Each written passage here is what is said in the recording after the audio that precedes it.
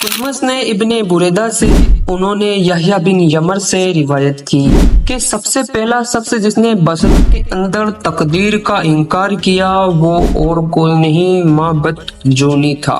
मैं यहया और हुमैद बिन अब्दुल रहमान हज या उम्रे के इरादे से निकले। हमने आपस में कहा कि काश रसूल अल्लाह सल्लल्लाहु ताला अलैहि वसल्लम के साहबी में से किसी के साथ हमारी मुलाकात हो जाए ताकि हम तकदीर के बारे में इन लोगों की कही हुई बातों के बारे में पूछ सके।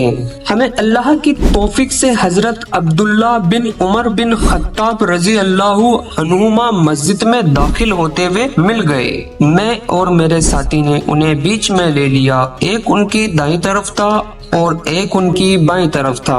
मुझे अंदाजा था कि मेरे साथी बातचीत का मामला मुझे ही सौंपेंगे। चुनांचे के मैंने अर्ज किया, ए अब्दुल रहमान, ये हजरत अब्दुल्ला बिन उमर रजी अल्लाहु अन्हुमा की कुनियत है। वाकया ये है कि हमारी तरफ कुछ ऐसे लोग जाहिर हुए हैं जो कुरान मस्जिद पढ़ते हैं और इल्म हासिल करते हैं और उनके हाल बयान किए। इन लोगों का कहना है कि तकदीर कुछ नहीं, हर काम नए सिरे से होता रहा है, पहले से ना कुछ तय है और ना ही अल्लाह को इसका इल्म है। इब्ने उमर रजी अल्लाहु अन्हुमा ने फरमाया, जब तुम्हारी इन लोगों से मुलाकात हो उन्हें बता देना कि मैं उनसे बरी हूँ और वो मुझसे बरी हैं। उन्होंने कहा, उस जात की कसम जिसके नाम पर अब्दुल्ला बिन उमर हल्फ उठाता है, अगर इनमें से किसी के पास उहुद पहाड़ के बराबर सोना भी है और ये उसे खर्च करना चाहे तो अल्लाह ताला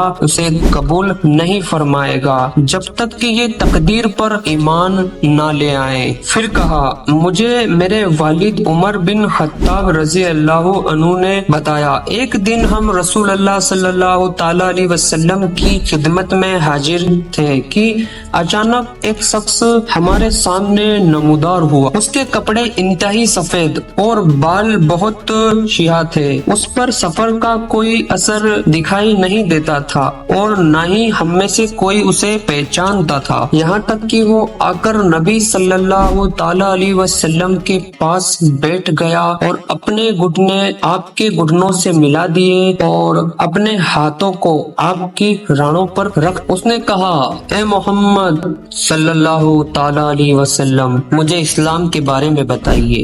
नबी सल्लल्लाहु अलैहि वसल्लम ने फरमाया, इस्लाम ये है कि गवाही दो कि अल्लाह ताला के अलावा कोई इबादत के लायक नहीं, मोहम्मद सल्लल्लाहु ताला अलैहि वसल्लम उसके रसूल हैं। नमाज कायम करो और ज़कात दो और रमजान के रोजे रखो।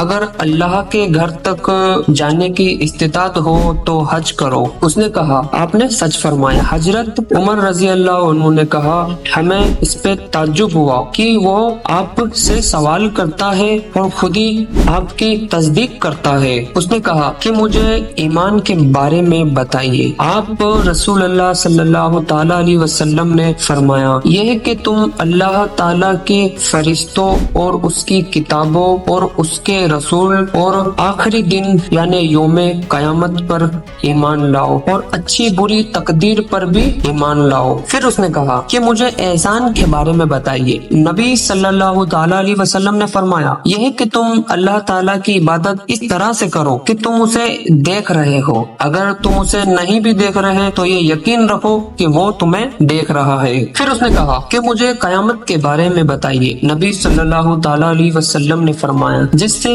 इस कयामत के बारे में सवाल किया जा रहा है वह पूछने वाले से ज्यादा नहीं जानता। उसने कहा, तो मुझे उसकी कुछ अलामत या कुछ निशानी बता दीजिए। नबी सल्लल्लाहु ताला अलैहि वसल्लम ने फरमाया, अलामत ये है कि लोंडी अपनी मालिका को जन्म दे और तुम देखो कि नंगे पाँव नंगे बदन मोहताज बकरी चराने वाले ऊंची से ऊंची इमारत बनाने में एक दूसरे का मुकाबला कर रहे होंगे। हजरत उमर عمر رضی اللہ عنہ نے کہا، پھر وہ شخص پوچھنے والا چلا گیا، میں کچھ دیر تک اسی حال میں رہا، پھر نبی صلی اللہ تعالی علیہ وسلم نے فرمایا، اے عمر تمہیں معلوم ہے کہ پوچھنے والا کون تھا؟ میں نے عرض کیا، اللہ اور اس کے رسول زیادہ بہتر جانتے ہیں۔ نبی صلی اللہ تعالی علیہ وسلم نے فرمایا، وہ جبرائیل علیہ السلام تھے، تمہارے پاس آئے تھے اور تمہیں تمہارا دین سکھا رہے تھے۔